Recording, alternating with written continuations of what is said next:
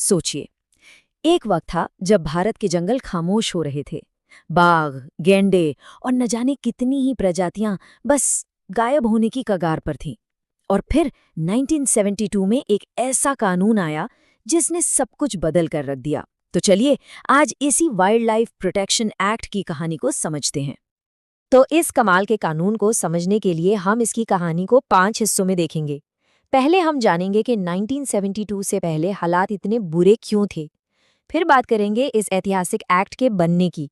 इसके बाद हम देखेंगे कि ये काम कैसे करता है, मतलब सुरक्षा किसे और कैसे मिलती है। फिर जानेंगे कि इसके असली रखवाले कौन हैं और आखिर में ये भी समझेंगे कि 50 साल बाद भी ये कानून इतना ज़रूरी क्यों है। तो जैसा कि हर कहानी की एक शुरुआत होती है, इस कानून की कहानी भी एक बड़े संकट से शुरू होती है। चलिए जरा वक्त में पीछे चलते हैं 1972 से पहले के भारत में और समझते हैं कि आखिर इस क्रांति की जरूरत पड़ी ही क्यों। सवाल एकदम सीधा है। आखिर ऐसा क्या हो रहा था कि 1972 से पहले भारत के शानदार बाघ और दूसरे जंगली जानवर गायब होने की कगार पर पहुंच गए थे। असल में ये दो मुसीबतों का एक साथ आना था।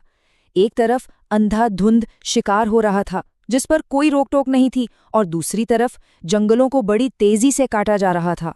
ये एक ऐसा तूफान था जो भारत की कीमती कुदरती विरासत को निगलने पर तुला था।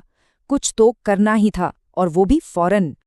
और इसी संकट के जवाब में उम्मीद की एक किरण दिखाई दी।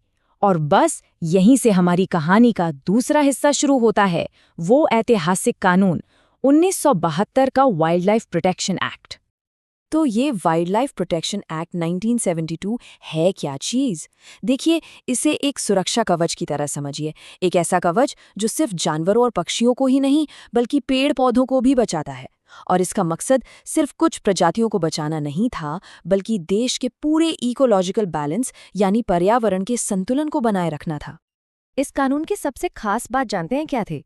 ये कि इसने पहली बार पूरे देश के लिए वाइल्ड लाइफ को बचाने का एक सिंगल पावरफुल कानून बनाया। इससे पहले नियम कानून तो थे, लेकिन बिखरे हुए थे और ज्यादातर बेअसर। सच कहें तो ये एक असली गेम चेंजर था। ठीक है, तो एक पावरफुल कानून तो बन गया, लेकिन ये काम कैसे करता है? इसका मैकेनिज्म क्या है?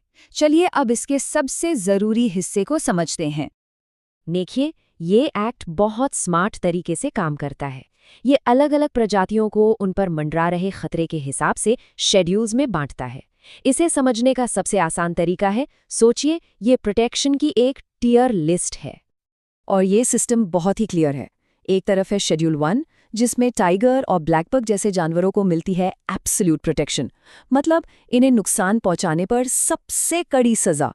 और फिर दूसरी तरफ है शेड्यूल 5, जिसमें कौवे या फ्रूट बैट जैसे कुछ जानवरों को वर्मिन यानी कि पीड़क जंतु घोषित किया जा सकता है, जिन्हें मारना अलाउड है। यही जो स्मार्ट क्लासिफिकेशन है ना, यही इस कानून की असली ताकत है। पर बात सिर्फ एक एक जानवर को बचाने तक ही सीमित नहीं है। ये कानून इस गहरी बात को समझता है कि अगर जानवरों को बचाना है तो उनके घरों को, उनके हैबिटेट को बचाना होगा। और इसीलिए ये कानून पूरे देश में प्रोटेक्टेड एरियाज का एक पूरा नेटवर्क बनाता है। और इस नेटवर्क में क्या क्या आता है? इसमें आते हैं national park, wild life sanctuaries, conservation reserves, community reserves और हाँ, खास तौर पर बनाए गए टाइगर रिजर्व्स भी। अच्छा, कानून तो बना दिया, पर इसे जमीन पर लागू कौन करेगा? कौन है वो लोग और संस्थाएं जो इस काम को अंजाम देती है? चलिए अब अपने चौथे हिस्से में इन्हीं गार्डियंस ऑफ द वाइल्ड के बारे में जानते हैं। कहते हैं ना, कोई भी कानून उतना ही असरदार होता है जितने उसे लागू करने वाले लोग। इस एक्ट ने इस बात को बखूबी समझा, और इसीलिए वाइल्ड लाइफ को मैनेज और प्रोटेक्ट करने के लिए कई सारी सरकारी संस्थाएं बनाई गई। इन संस्थाओं में कौन कौन है? नेशनल और स्टेट लेवल पर वाइल्ड लाइफ बोर्ड्स हैं, जू को मैनेज करने के लिए सेंट्रल जू अथॉरिटी है, और कुछ बहुत ही स्पेशलाइज्ड बॉडीज भी हैं, जैसे कि NTCA, जिसका पूरा फोकस टाइगर कंजर्वेशन पर है, और WCCB, जो वाइल्ड लाइफ क्राइम से लड़ने वाली एक तरह की इंटेलिजेंस एजेंसी है। ये सब मिलकर एक बहुत ही मजबूत डिफेंस सिस्टम बनाते हैं। और अब आते हैं हम अपने आखिरी और शायद सबसे ज़रूरी सवाल पर। एक कानून जो 50 साल से भी ज्यादा पुराना है, वो आज की दुनिया में भी इतना रेलेवेंट कैसे है? आखिर इसका सीक्रेट क्या है? इसका राज है बदलाव। ये कानून कभी एक जगह रुका नहीं। देखे ना, 1991 में इसमें पौधों को भी शामिल किया गया। 2002 में सजा को और भी ज्यादा सख्त बना दिया गया। 2006 में प्रोजेक्ट टाइगर को ताकत देने के लिए एनटीसीए बनाया गया। और हाल ही में 2022 में इसे साइट्स, जो कि एक इंटरनेशनल ट्रीटी है, उसके नियमों के साथ भी जोड़ दिया गया है। मतलब साफ है, ये कानून वक्त के साथ कदम से कदम मिलाकर चला है। तो यहाँ सबसे बड़ी बात समझने वाली ये है कि ये कानून कोई पत्थर की लकीर नहीं है, बल्कि ये एक जिंदा, सांस लेता हुआ डॉक्यूमेंट है जो नई नई चुनौतियों का सामना करने के लिए हमेशा खुद को बदलता रहा है। पर ये सब हमें आज एक बहुत बड़े सवाल के सामने लाकर खड़ा करता है। क्या ये 50 साल पुराना फ्रेमवर्क आज की बड़ी चुनौतियों जैसे कि क्लाइमेट चेंज और लगातार बढ़ते ह्यूमन वाइल्ड लाइफ कॉन्फ्लिक्ट से लड़ने के लिए तैयार है?